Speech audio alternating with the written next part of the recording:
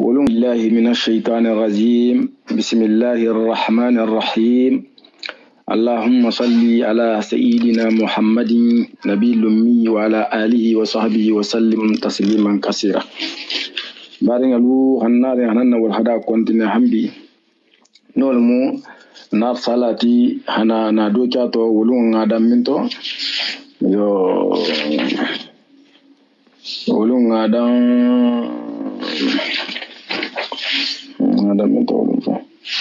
yo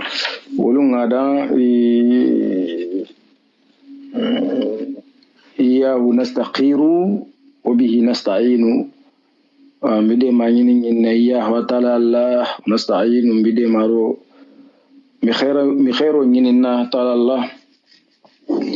mi de maro fana nyini na ta'ala masaba masakallanke sembentinye ferentinye ko ta'ala وتنبر قولا وصلى الله على سيدنا محمد النبي وآله وصحبه وسلم تسليما كثيرا بنقول هذا كلام منتبه باب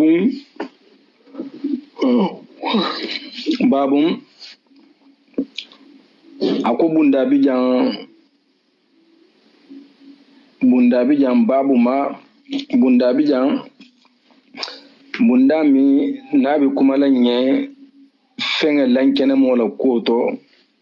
bunda mi na kumala nyam fenga lankene mola koto tantiqu bihi alsinatu nengel hakan kumala munna nengel su kuma munna hakan fana hakumala tantiqu alsinatu nengel su kuma bihi munna bi wal hada babunyi abi kumala nye wo nyaboloto تعتقده الأفئدة سنمل فنا والفنانسا أسيتي بندام أيكم لن ينقل فنانتو سنمل حكام همون فنانسيتي دينو كولتو من واجب أمور الديانات دينو وكونيا واجب ولتو mun hakan ha teku fo sonne mel hasiti nengel ha bara be wala hada kuma lanye o nyabolo to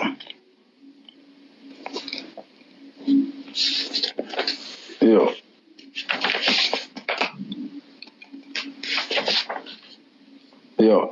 min jalika al imanu abi wajibo mum ma ko dino wajibolu sonne mel hakan hamun siti nengel hakan hafo min jalika al imanu akol imaniya mu o wajibo wolto ajimul mawnya sonne mel hakan mun sitila al imanu limaniya mu odoti hal imaniya bil qalbi sonne mela won nutuq ana hakuma bil lisani nengela yo dino wajibi kolu mun hakan hasiti sonne meto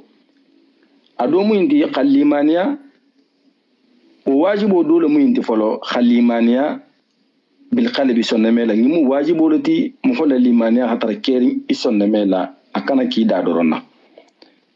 won nutuku an hakuma fana bil lisani nengela yo hakuma nengela hafo idala ko la ilaha illallah muhammadu rasulullah ison neme fana ngasiti hatara abi son neme fana ntonya abi shitringi abi ibidangani yara ngama wonya fana yo fo la hake wala mu wajibo o dolati mun hakan hake yo sonnemel hakam mun do sitila nengel hakafola hafako ko anna allah ko attala ta'ala man sakallanke ilahum marigulamu wahidun marigi kilin da hakan na hofo sonname hakan ne hasiti yo safe ka tala fan hadari nyamin ala alquran o kolla aku fa'alam annahu la ilaha illa Allah yo fa'alam annahu la ilaha illa Allah wo be kan na holon wonya a tar sabatri ison nemeto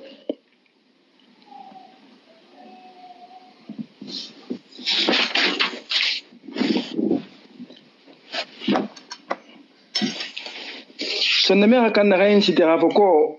أن الله تعالى من سكلن إله مارغول موحد مارغلين لا إله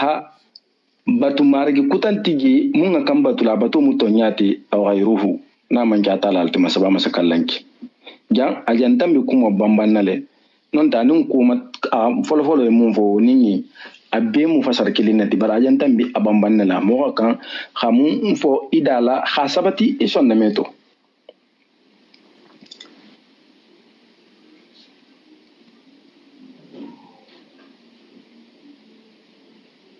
wala shabiha lahu wala nadhira lahu awa nyimu wajibo ko dol fananti moho ka hamun siti sonne meto hafu ko attala man saba man sakalanki la shabiha lahu munun tan yohon tala wala nadhira lahu sinan tala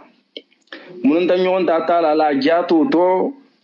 munun tan yohon ta sina fanan tala ama hankutul fananto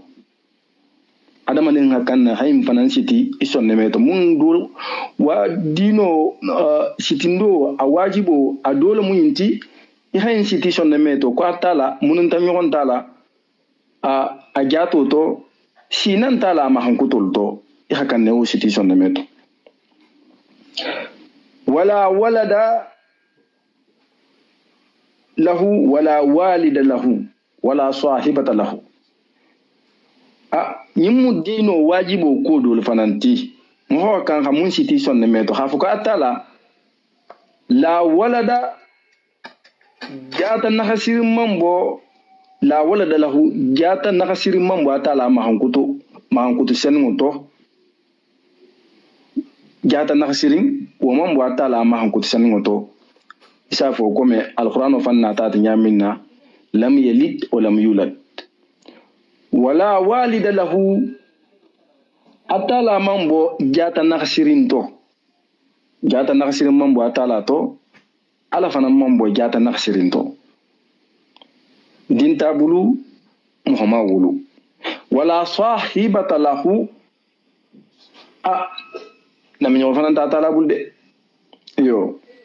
lam yattakhiz sahibatan wala walada atala fa hol dali lam yonta bulu dinta bulu wala sharika de ñogonte lahu atala bulla masaba masa kallanki de ñogonta bulla de anan mun si den kudo la hake ahade ma haka fama wonte alala fo ho siti ison ne meto king hafa ala akilin na sala baro ke akilin na sala ko decide amem o sawra nyoya amem o manyininka mo me adema amem o bula bara dola ka me anola kita ka jankenye kononte fayda jankan ta futi mulla ita ka jamutanye wonte ala bulla de nyon tala fuito walaysa li awwaliyatihi ibtida'un wala li akhiriyatihi inqida'u mo kan hayim fanan situation ne meto mukallafu umma do fanan timunga kan sitila sonne meto a wajibo dole munti mo haka mun sidi sonne meto nyimo a wajibi ko dole ti hafuka ala laysa ibtida'un folo dingirante li awwaliyatihi atala la folo kanki ala laysa ibtida'un folonte li awwaliyatihi atala la folo kanki ala mo haka na ho sidi sonne meto yo hafuko atala adamu tata ala ko fanga adamu tata 1900 ngi honne wonta ala la de datin tala mohammed dati sefeno wonti mo bulu mun safa ko wakati karasa wonti ferin tara ko no tarhi man soto ha ko wakati kar sa sankar sale ala ko dam tata into mele si tarhu kitabu mayil manyawonya into gelato atala semyata o male folonte li awwaliyatihi atala la folo kankiyala wala inqida'u man fananta li akhiriyatihi atala la bankankiyala hafu ala wakati karsa no sita faida ala ko binala stope la walto wonti ala ko to fi ho fanan mu fenneti wajibo nyama mo kan hamun siti isonne meto wajibo nyama ni idasata to dron ila limani abta nahsi yo wala yablughu kunu ha sifatihi alwasifuna imfana mu wajibo ko dolati mo kan hamun siti isonne meto mukallafu hamun siti isonne meto alhajigu nyama hafako kula yablughu kunu ha sifatihi atala ma hankuto alhajigu la yablughu alwasifuna hafakuma hankutulalu wolime sino kunu hasifati atala mahankuto ala hagigo ma eme wasifano ala mahankuto mumbala al hagigo ho sifa sifar la me wasifano eme sino ma mfana mu kulati wajibo nyama mo ka mun shiti sonne meto hafuko mulja ala sifala al meno sila ama hankuto al hagigo ma ala fanga munti afanga doronna halon ame sifano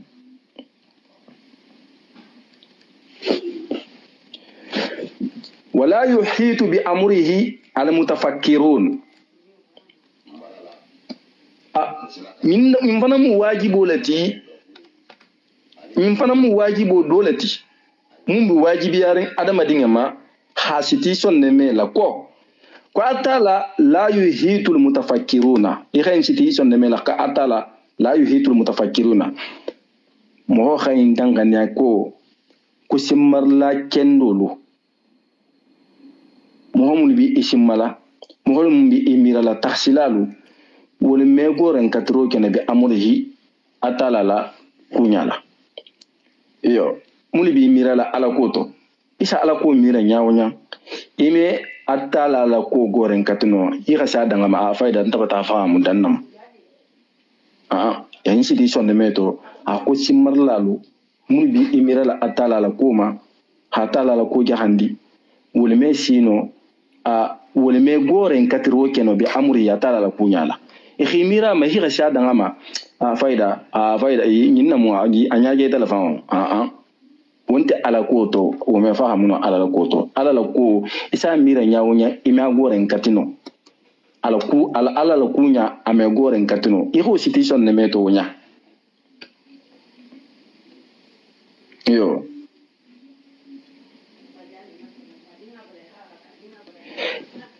simalalu hafka atala ala kunya ala la dalo ko kullu yawmin huwa fi shani min al ihya'i wal imat wal ijaz wal ijlal dunda sido faha dunda asido balu dunda sido faha dunda sido bunya dunda sido dohya dunda sido fukhariya dunda sido bannaya anu tan takari atala ko bitanne bala akurata nyimbe sefele la kha yugdari kha bela ala dingira ante de ko me kuluwolun atafanga se kulul labo afanga e sefe atumma mun sefe no wonte de ala kontoti akurata be kelele nimum wato sita wala seke wal mu kullu yawmi huwa fi shaninti ya tabiru al mutafakkiruna simarlalu mulu bidangan yarin mulla dangan yabi sahari walisi mira hi tagasi hi fanka wandi bi ayatihi atala la kaw kullala atala kenya hi mira ala la koma ku fi ho goran kate ala winyadi simarla kendo munna dangania bi saharin wasi iftagasi munna asi imira mundo asafan ka wandi munna bi ayatihi atala la kaw kullu safan ka wandi wala si tagasi wallala سافرك على فنا دال نيامين نكو إن في خلق السماوات والأرض لآيات لأولي الألباب هكلمة عند hakil kesa dun kelu wala tun ko ngo al mutafakkiruna mira la hakil malu mira la mu a hakil malu mulu la danganiya bi saharin ya hakilo la kesa ya hiso danganiya saharin la wulu si tagasi isi fanka wandi bi ayatihi atala la kawo kullala atala kenya ni imimira uma ime o nyanyini wobo nyale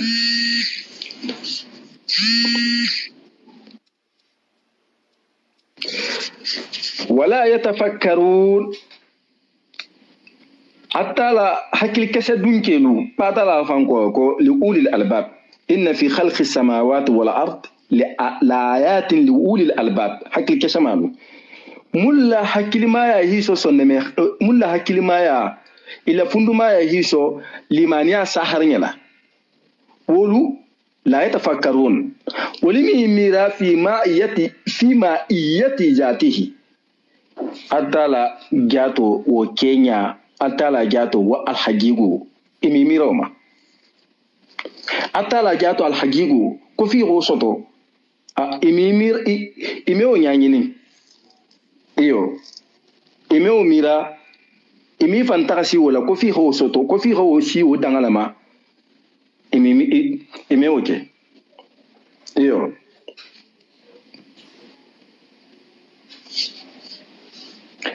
ko kuma bula Allah kila fa habangi sallallahu alaihi wasallam aku tafakkaru fi makhluqatihi wala tatafakkaru fi jatihi Allah kila habangi kisoni nemo bama akali mira tala la dafin lokoto konkolu konkoinda bari muka wote mun nganyinda inna masoti basanga inkoto tanya ta halan kunto mun nganyinda inna masoti dugo ife ne yanka sangeli jalo ablegar mun nganyinda inna masoti ni le kilo Kenya inda adama dingelu nono bonya nyon maten atala la masoti baba ni lanya ten baton khatama kan manso mun no ke habalu hakulungol kulunyen ba kana la guliya manso inna masoti Allah kila ko ngamira wala ma ako wala tatafakkaru fi jatihi alkani mira atala jato ma non alkani mira atala jato ma wala yuhituna bi shay'in min ilmihi nyum wajibo do fananti mislimo mukallafo haka hamun siti asonne meto hafuka atala la dafingalu la yuhituna ime goren katrikeno bi shay'in femfen na mi ilmihi atala la londoto ime goren katino de illa bima sha funata fanga munna nyini akhila lomunna akhi londo mun ndima ato isno walla boro ko la hafkiha ala londo mun beda kita bi goren katlo bele ha belon eme o kema fomi na hamun na hilalon munla isno wala goren katla na mi lalon munna eme o lonno hatu alla kila sallallahu alaihi wasallam wa mun lon ala hala lon munna adamadi molon mola nyanyi ne merci mele karam merci ma na yedi hasan wuli kilin ka fi shi mai bi karanna ime ashino asonin koto alla kila hamun lon ala hala lon munna wala akoko illa bima sha'a foni ala hila lon mun goren katrola isu lon ime mun lon no ila shi ma ni la katamya adino ma wasa kursiyuhu as-samawati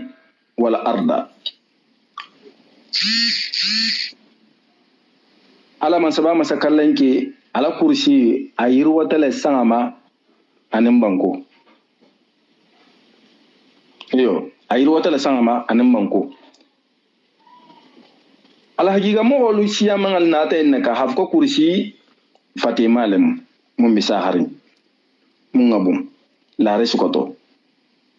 samfata wara wulo kan yo hafa ko lulo la mu lulo la mati lulo mi a lulu la malam ala janya abele ko samfata warawulo anin dugu fata warawulo e hol takki nyohonna kursi la janyinya ka asufa molti dol fango akshiya fana mbeti munna ni aja tala hadali wasiya kursi samawat hatu femmu na habun toli nyalate insha nim ntol hakilo sum fahamu no bunyato a kursi suma walama nonte kursi fandanga ala fa la hawo dingiralo bari ntol sa fahamu nyaminna fonga sum faha manso ha suma nka kilo la fahamu dangalama wala to ha suma sangane banko ma dole forot wala yauduhu hifjuhuma wulufulo la tango wome atala guliya fenfenna yo kursi ni sanga nin banko la tango wome ala guliya fenfenna ame fo isa fe ko men toloni hafen dum bulla ko ngala kanta wodo no bi sigilan kun nyaminna wome ke ala de woto de woba ala nya wonte ala nya la kuti adone manta kun safe ame atoro kula ame alon ko fengul nin guliya bala ndolla halon ko fenguli moti dan da fengalu ala man wala guliya lon wulme al guliya fusla wa huwa atala al aliyu atala man sa kotarengati al azimu man saba man so min na darajo bi kotaring yo fem man so min fenga besi dohoya man so min tuma min ni man so mun na bunya fola fenga be khadola ko tola yo fem ni bi ata ni bi fem ni bi ala la bunya nya sefala bar fenga bunya ta nyaaw nyang o bata ke fen ningati ata la bunya o dafe yo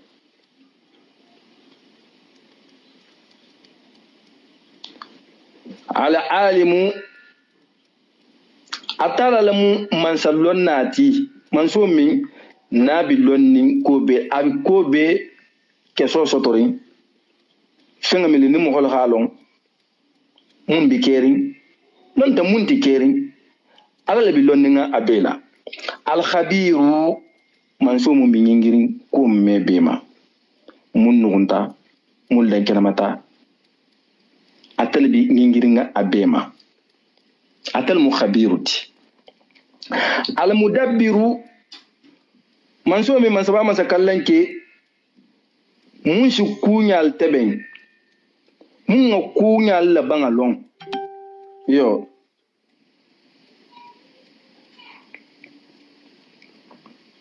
mun shi kunyal teben mun shi kunyalu be karandi mun shi kunyal be la tege aba fi hakila nyaminna ahalawnya al mudabbiru ni na tate adamadin ma hankutoto mo belge mun shukul takasi a shukunyal kolu akoko ni hayin takasi nyin ko bina la banna tenne adamadin shi atala shi wolondo dila adamadin ma yo hakunya ni ka takasi alako akula ban atake ku kendoti yo adamadin shi atala shi wolondo dila mo bar kunya la fan tebe mi manso mun bulu ala nyinin nay manso mun bulu mun sa tebe halala dingira halata ge akan kele nyamin na force habori atafan ala kito kan wal mu atala wal mudabbiroti al qadiru manso min nakatan no manso ta al qudratu no lamu masdaro bar al qadiru sikhatul mubalagha lam munna no bidan nasirin ala no wala bidan nasirin alla no nonti wokan atal mukhadiruti hatu atala la no atal bidenni kefenga mebela atala kefenga beno fentige mungata no fentige nan mun su kuma saba fentige sala nya minna aha so ka kana lati atal mukhadiruti atal la no bidan nasirin as-sami'u manso min nala mero bidan nasirin mo hakilinte mo me mumme ala la sinom me dilme no sinkanga manso munshi wo me yala mo me o kemme awa alme dan nasiringe hamun ngashi yawo fangati ala la si wo me albasiru gerla munshi dilme no ninge tahma toje debi fin kolla a fatakulo kan haje tahala dibi fin to manso munshi wo ke manso mun shi woge walla gero bidan nasiri man la nin mo shi wo kengede awa har nin ger ku tabo fanan kola ala shi o fentigi ala me munje mun fanan do ya to woti hakilo man fusita do ya to ala fanan shi wo gele atalle gero bidan nasiri masaba man sakallanki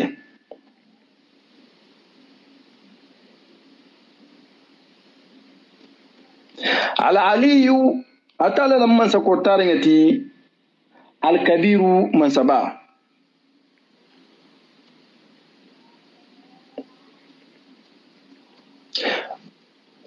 أتالا لا كوتارو أنا لبنيا سبحانه أنت ما فند هافك الله بمني يالو ما فندول لا سالا بنيا جي hafa ko dingira dole be kharkharli atala ala bunya sige jamminna ala kortaro si jabbigi jamminna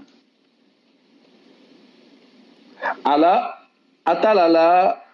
kototaro nyi manke haf ko ni ko katala ala aliyu ko man sakat tare ngalam kisi dingira dole la saka abi kortare ngai majigiri ngi ita bi jamminna ndino ala la kortaro ntotide wala kabirum alla bunya fana manke yinti fatela bunyati de misal to nin ko sain misal to ko bari bato nyinga bum ala la bunyan to de yo alla bunya mahankuto ala kallankiya anala bunya anala mira mama wi ala kot ala bunya isal asetition de meto hafko ala habun ala bunya fanan dantala bara man ke fatila bunyati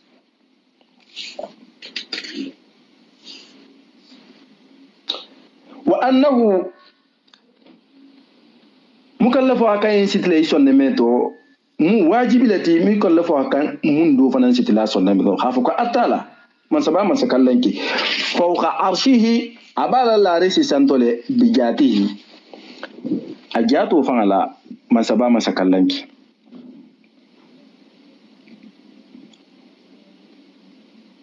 atala la ala fukata la baja atala bala la rishi santo bijati ajato la al-fawqiyyah wal ars ibaratu nyimmanke hafuko atala fate al-haqiqo kuma kan wal made wonde de isabe ko misal to ninko nko karsabi sanna karsabata yele atondi bento kan misalo to karsabata yele bento kan ya modo to fa sai ikabata yele bento kan nonte ngafo karsabata yele konko kan atala la kotaro ala la risanto wonto tide ala kototaro ala wurginti yalam anala kito la taro bekan anala katamaru la taro bekan yo atal be katamarin atal no bi be santo atal katamaru nala no anala fangana la fero bilarishi kan atal bilarishi katamari larishi na la bunya atala hada atala kuba asanto yo dul safa ko larish ko da fenna mu mun ngabun ala hada masaba masakallanki jawharul to jawharu min nakir jawro abila fita kere yarin sampata warawulo o santo dolo ha banje ko la resivan katalmu dafeng foloti kuma kan mun bisa harin karamo ko dole batala kuma wasiya yo huwa ta'ala man saba masa kallon ke fi kulli makanin bi ilmihi atala ka fi kulli makanin abidin girabe to bi ilmihi allon dola bar jang hakilo to jang ko de atala bi sen yar na dingira mako e kana impana mira ato ko katala bi dingira be to bi mi allon dola hafoka anala londo fatantalde sa fe kasi to le jang bari ala londo hatara atafanga ante konakiri ala londo hatara konakiri ala londo bi konakiri ala londo bi ngin konakiri kulma bala atafanga bi jang ça fait ana londo ko tafata wonyante de ala ntonya fefes yo akoto ala londo wala bi goren katirin kefenge mu me bela dingira me beto abi goren katringa belele tu anti di atafanti tabatrin dingira to londo ka bo atala hataka oku sebe abi sebe abi kona kringol kalama non tabi tubangol karama londo la bar atafanga felenti franci wonte yo ala londo la bi goren katrin dingira me bela kefenga me bela atala fa ho lankina malanya alquran o kolla ala fo kuma yakunu min najwa salasa illa huwa rabi'u mo gullo nyola fulla asaba meke fi isinan nyoko kake alati donc dingira ala a présenter ne dingira woto o dingira ntigi ala de présenter jamminna ami to dingira do hala londo ke kila ti jando atel fanga présenter jando ana la londo e goran katringa bela nyimu fenga do fananti mu wajiboti mukallafu haka mun sita ason ne meto hafuka atala man saba masa kallanke adama dingel da atala adama dingel da ke anin muso ika institution ne meto king hafuka ala atala adama dingel da ويعلم ما توسوس به نفسه atala mu fam fanante mo haka mun siti sonne meto hafuko ala man saba kallanke aka fenga lonne tuwaswisu bihi nafsu mun si adama dinga fanan ne wishi wasa mun si tondi asonne meto i sigirin san kudo tondi te sonne meto ala halonne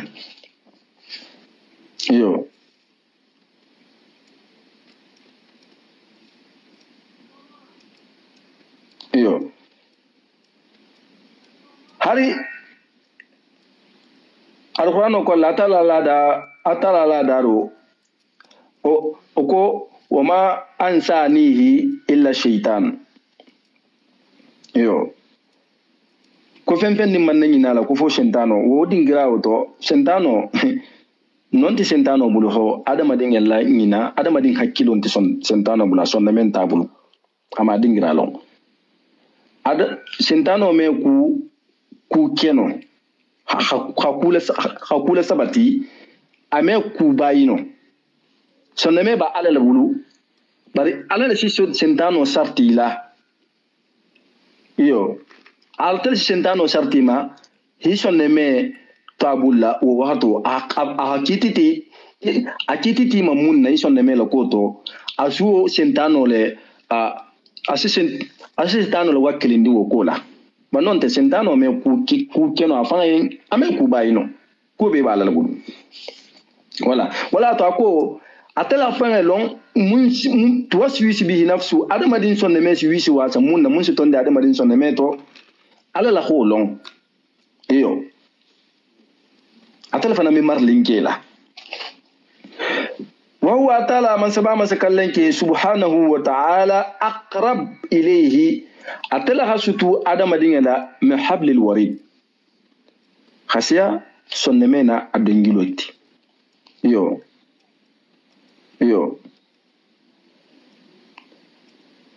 ناكوكو أتلها ستو سنمينا أدنجلولا أنتي متري مدي ستيا متري hafa ko ngasuta la hasiya nyonde ko me hafa adama ni hafa ko konna shuti aran ka hasiya atondi ko mi shuti aran nyona ko hasiya metre kilinti ala la shuti ya wondi wote de ça fait ikana metre le ko ngoto de hafa kala nin karsa shutu ka hasiya metre ti ni ko ke dono data dingira trala la donc metre to ni ngamundum banu wote ma antino wonyante yo sutiya la dana tambo ala la nyingo dana tambo muhoma a hole ke ala ko nga fahamu ntol si sutiya mun fahamu no sutiya dangala a hole misali bar hafa ko sabe ni ko zanki ba misalla nga siya so ne mena dengilo ti gilu fulo lte ma donc antino wonte bar sa fahamu nyale yo adama dinga lonkolo anala gullo kolo fem menu atala ma yo atala akasuto adama dinga la hasiya sonne mene adengiloti ntolsi wol fahamu no sutiyama wala gyote adama dinga la fusla menu atala ma yo adama dinga kanna hayin suti sonne meto wajibo nyama hafa kuma tasqutu min waraqatin ma min waraqatin fitakilin ta tasqutu munsi boy banko nyayin kan illa ya'lamuha fu atala halun hafku fitakar sabata jolon wala habatin fenke sakilin tigi fi zulmat al-ard banko dibi fini kono yala sahara be mo kenyolati kodi kenyo na la siya o fenke sakilin o kilin tigi banko dibi fini kono wala ratibin fenkeren tigi mun si falimba wala yabisanin fenjara mun me falimba illa fi kitabin fatara lahul mahfuz kolla atala la kitabu mubini mun bilan kenmari iyo wulun ndam dal to la suratul an'am kolla ako wa indahu mafatihul ghaibi la ya'lamuha illa huwa wa ya'lamu ma fil barri wal bahri wa ma tasqutu min warqatin illa ya'lamuha wala habatin fi zulumatil ard wala ratbin wala yabisin illa fi kitabin mubin suratul an'am kolla yo kuman rankelu wori sabi ba alal bulla yo mo ma tala la kuman ranke wol dingiralon fo ala fa fanga tintila femba bala femba femmin nasi jolon fitato aha belon ne fenkese dibi fintum bankoto fenkere fenjarin fa tara atala la lahul mahfuz kolla kitab tugo janna wal dutfu wala tijante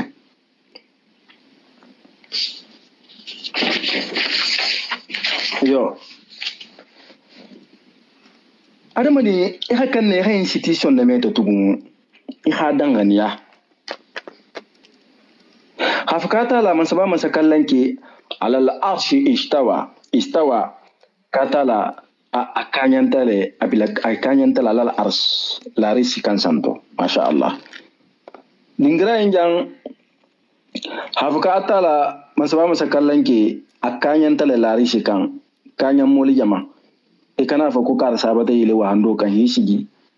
e ho mira e ka tala fana mbonya la ni ho ke bata tromper yo wonyanta fefefe atala majiginya atala la kanya a la risikan e kana nyanyini yo e kana nyanyini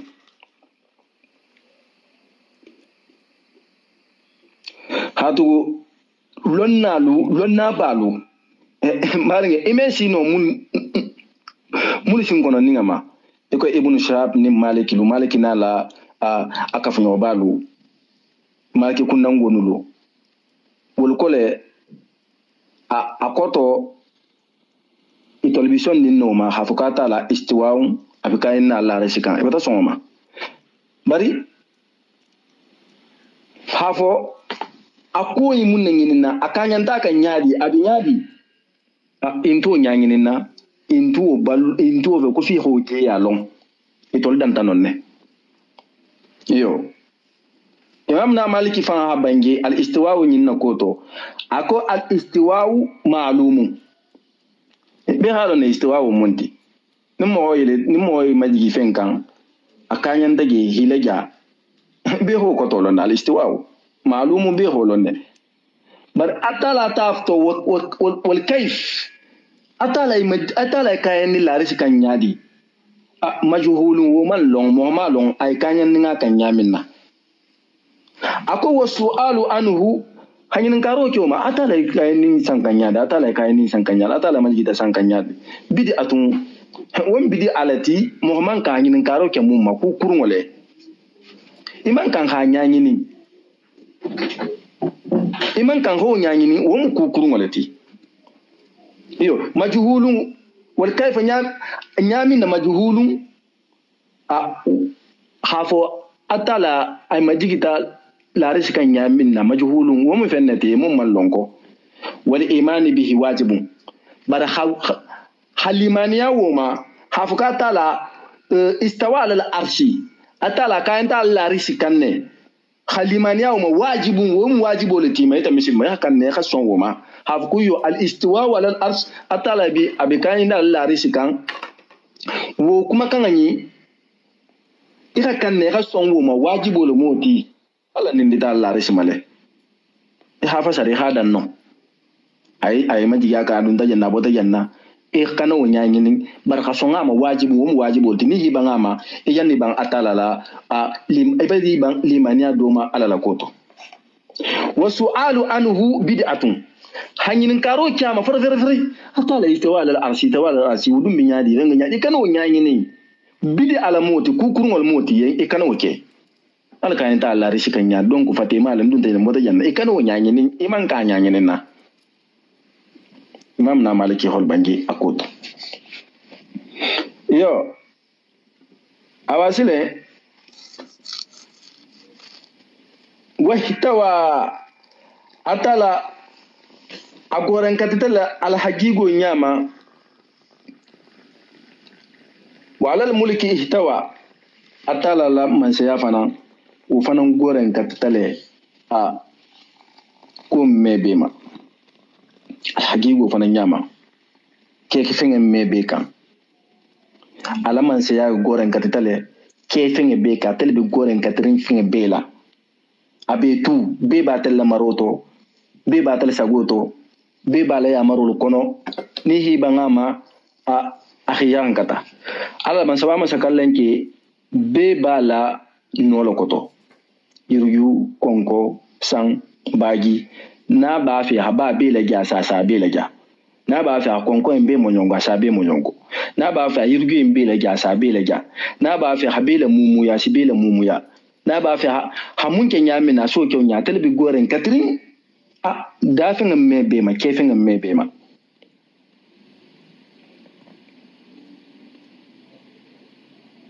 alano wala goren katita be ma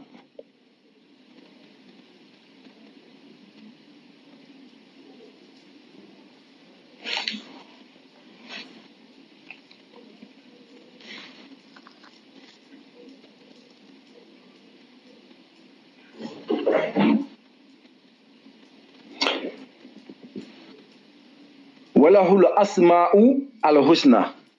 ngakaim panan sitlan sonne metole wajibo nyama nyimu adole fanan tinga kam mun sitlan sonne meto hafuka tala to hol bayenne al husna to mun keta to nyimaldi yo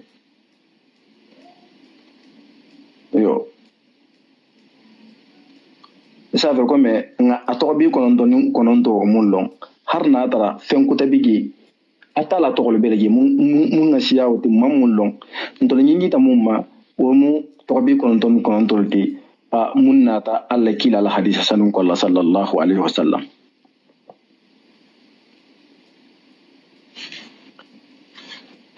وله صفات ما هنكتو الباتالا من سبا مسكالنكي الأولى ما هنكتو ملو نيبي كتو تارين أتالا ما هنكتو أبي كتو تارين نحسي ما هنكتو مبيما